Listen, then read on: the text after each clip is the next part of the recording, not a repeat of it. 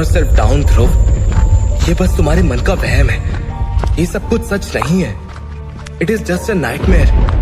It's not real. यार ये hostel क्यों नहीं आ रहा? 5 मिनट का रास्ता 5 मील दूर लग रहा है। Fuck! No! आसमान से बरसते हुए खून से ध्रुव का पूरा शरीर भीग कर लाल हो चुका था। उसके पैर वहीं जम गए थे। इससे पहले वो भाग पाए, अचानक से काली मिट्टी के अंदर से 2 हाथ निकले और एक झटके में ध्रुव को अंदर खींच लिया। एकदम से चारों तरफ सन्नाटा छा गया।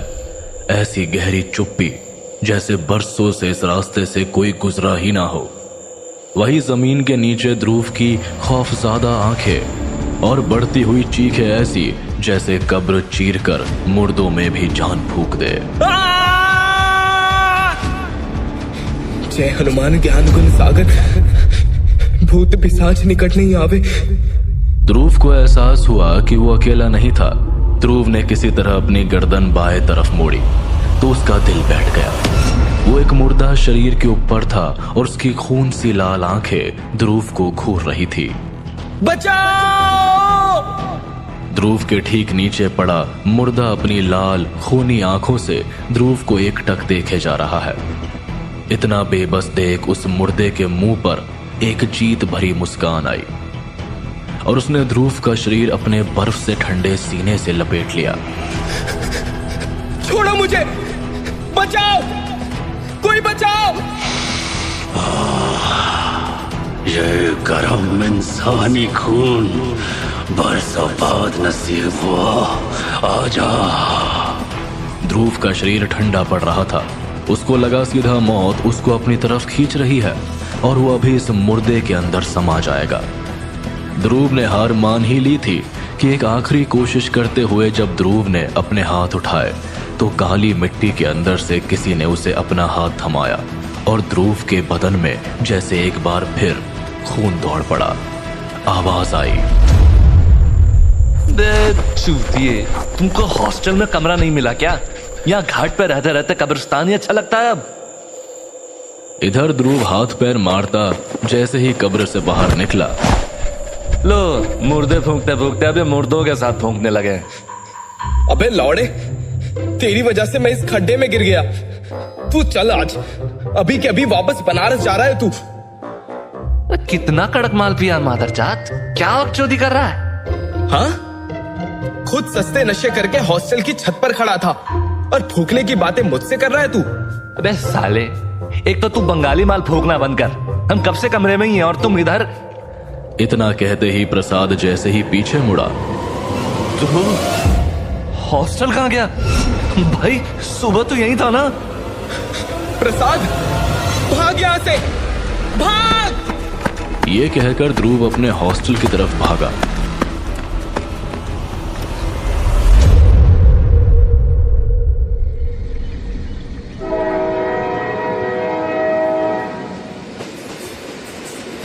चोट प्यार भी हुआ तो चुड़ैल से।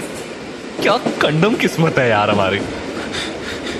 मुझे नहीं पता प्रसाद, पर हम अब उस हॉस्टल में वापस नहीं जाएंगे। अगर पगलाए गए क्या? भूत भगाने वाले हम भूतों से भागेंगे? उस जिंदगी से भागता हुआ मैं यहाँ पे आया था। मैं चला सुने, सुबह तक बनारस पहुंच जाएंगे। ये लाइट्स क्यों जल बुझ रही है? हम बोले थे जनरल सीट मत लो यार। रुको, अभी 2 ट्वीट फेंक के मारेंगे, पूरा रेलवे डिपार्टमेंट हिला देंगे। पर जलवा है माया, 223 फॉलोअर्स हैं, ना कम ना ज्यादा। ट्रेन एक झटके के साथ एक खाली स्टेशन पर रुकी। खिड़की से ध्रुव ने बाहर झांका तो बाहर कोई नहीं था सिवाय एक लाल साड़ी में लिपटी लड़की के। उसे देखकर ध्रुव को लगा जैसे वो कोई आम इंसान नहीं थी। इतना अंधेरा था कि उस औरत का चेहरा देख पाना मुश्किल था, पर ध्रुव का दिल डर के मारे तेजी से धड़क रहा था। बाहर क्या देख रहा है चिकने? मैं तो यहाँ खड़ी है। अकेला छोड़ दो मुझे, प्लीज प्लीज। अबे ध्रुव, भाई कौन सा भूत देख लिया तूने? अबे हो क्या रहा है भूतिया साले? डिब्बे की लाइट्स अभी भी जल बुझ रही थी। किन्नर ने ध्रुव के चेहरे को पकड़कर आंखों में आंखें डालकर एक अजीब सी आवाज में कहा, तुझे क्या लगा? तू हसीना से बच जाएगा?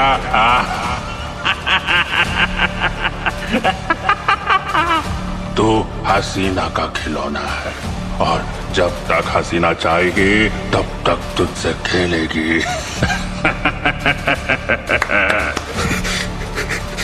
मुझे जाने दो, मुझे जाने दो, मुझे जाने दो। ध्रुव! ध्रुव ने आंखें खोली तो वो ट्रेन के फ्लोर पर गिरा रो रहा था। डिब्बे के सभी यात्री उसे अजीब निगाहों से देख रहे थे। वो तुरंत अपनी सीट पर बैठा और प्रसाद को डरते हुए बोला, मुझे जल्दी निकलना होगा यहाँ से। वो हमें नहीं जाने देगी, वो हमें वापस बुला लेगी। बनारस के सबसे बढ़िया नशा मुक्ति केंद्र का नंबर निकलवाए हैं पंडित जी से। रुक साले चोमू, अब बताते हैं तुमको। बताना हीरो, क्या हुआ है तुझे? ध्रुव ने दोबारा किन्नर की वही डरावनी आवाज सुनी। उसकी आवाज सुनकर ध्रुव के कान खड़े हो गए।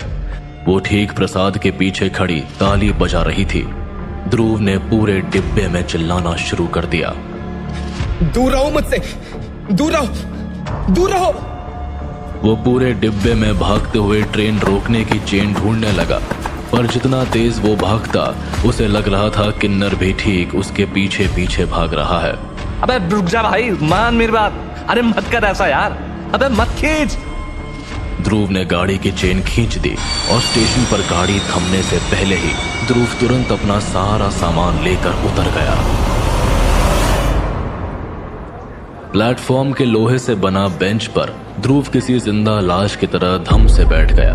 उसकी आंखें उसके सामने से जाती हुई ट्रेन पर पड़ी। सक पकाया सा वो बस एक ही बात बुदबुदाए जा रहा था, आखिर चाहती क्या है वो मुझसे?